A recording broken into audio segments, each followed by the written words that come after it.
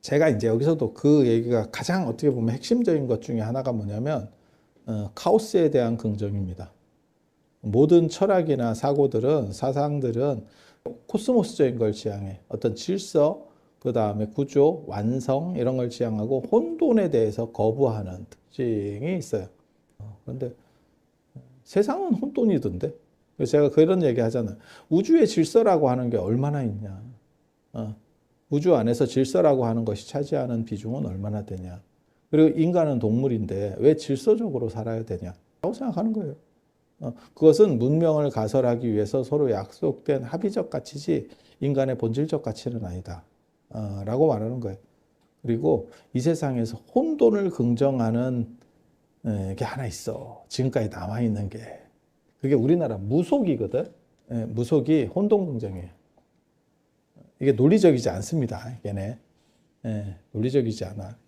그래서 무속에서 굿이라는 걸 보면 되게 재밌어. 굿이라는 걸 보면 어떻게 한다라는 룰이 없다. 그냥 뛴다. 언제까지? 미칠 때까지. 속의 영향을 받아서 나오는 게 우리나라 전통 음악들도 그런 거거든요. 그래서 뭐 시나위 뭐 이런 것들 보면 사물놀이 다 마찬가지예요. 악보도 없고 아무것도 없어. 그냥 막 서로 미쳐서 치는 거예요. 무속이 사실은 어떻게 보면 그런 거거든요. 서양 음악이나 이런 것들은 지금 현대적인 것들은 대부분 그 구조를 짜서 그것을 그렇게 만들어 가려고 한다면 무속은 원시적이거든요. 저게 굉장히 원시적이거든요. 저게 청동기 사회 때 있었을 걸로 생각을 하거든요. 그보다 이전일 수도 있습니다. 그보다 이전일 수도 있습니다. 청동기 사회는 분명히 있었습니다. 저거. 그러니까 여기에 윤리의식도 없고 무속에는 윤리의식이 없어요. 그러니까 흥부정 같이 선악에 대한 그 다음에 권선징악 이런 개념 없습니다. 그냥 승리하면 되는 거예요. 무속은. 그게 원시적인 문화에서 나타나는 거예요. 그리고 놀랍게도 인간은 동물이기 때문에 오늘날도 이게 먹히는 거야. 그리고 인간은 그걸 원해요. 오늘날까지도 남아있는 거. 그러니까 원시적 개념들. 그래서 이 혼돈.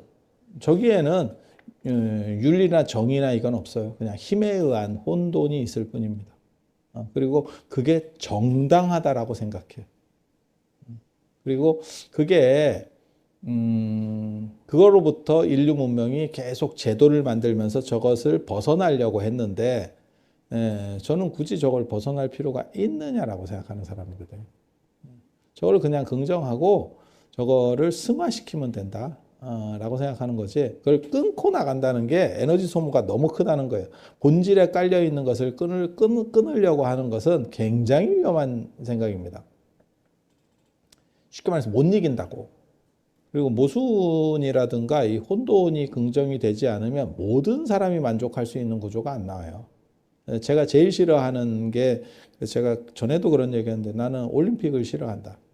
올림픽은 전 세계 80억 인구를 서열화시키려고 하는, 그리고 거기서 우승자는 한 명이고 모든 사람은 쩌리가 되는 게 올림픽이에요. 그게 아니고 그러니까 이런 식의 서열화가 아니고 그냥 중심을 놓고 다원화로 가야 된다라고 생각을 하는 거예요. 이거는 이게 질서면 이게 혼돈이에요.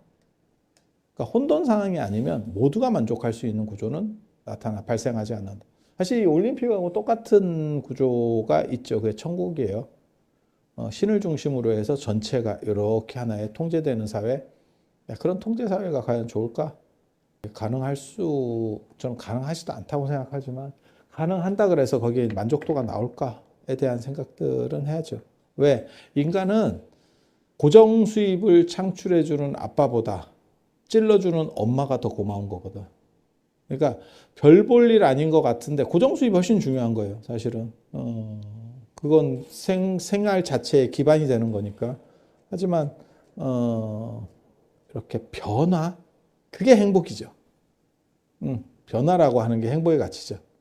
놀랍게도 한번 쏘아진 화살은 거슬릴 수 없듯이 이 세계에는 시간이 흘러가기 때문에 되풀이될 수 없다. 그러면 무슨 일이 벌어지냐면 세상은 그냥 버라이어티예요.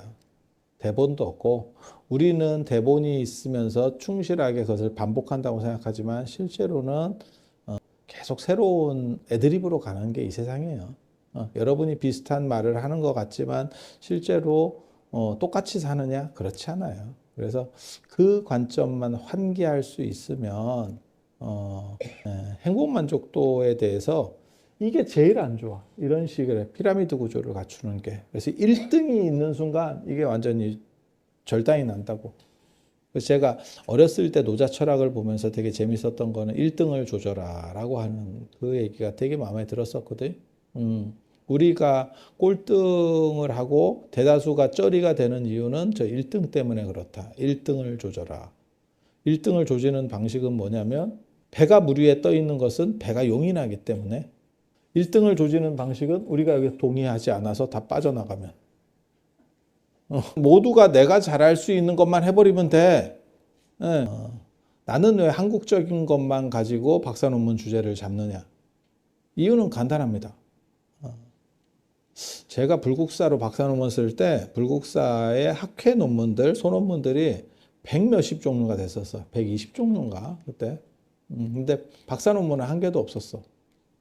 근데 그거를 박사 논문을 쓰는 순간 내가 1인자가 되는 거예요. 어떻게? 전 세계 1인자. 근데 칸트나 이런 걸로 쓰잖아. 공자나 이런 걸로 쓰잖아. 죽었다 깨나도 전 세계 1인자 못합니다. 물론 내 뒤에 또 다른 사람들이 나와서 나를 넘어설 수 있어. 하지만 나는 1인자는 한 번 했으니까. 근데 공자나 이런 노자나 이런 주제로 쓰잖아. 전 세계 1인자 한 번 올라가 보지도 못해. 세계적 주제면 더 안 돼. 그래서 그렇게 가는 거지. 왜? 그러면 만족도 자체가 완전히 다르지. 누가 주목해 주느냐? 아니, 주목을 하든 말도 관계없어. 나는 그냥 1인자 땡땡땡. 왜? 박사 논문 내 거밖에 없으니까. 그래서 주제 자체의 선정도 저는 늘상 그런 식으로 해왔어요.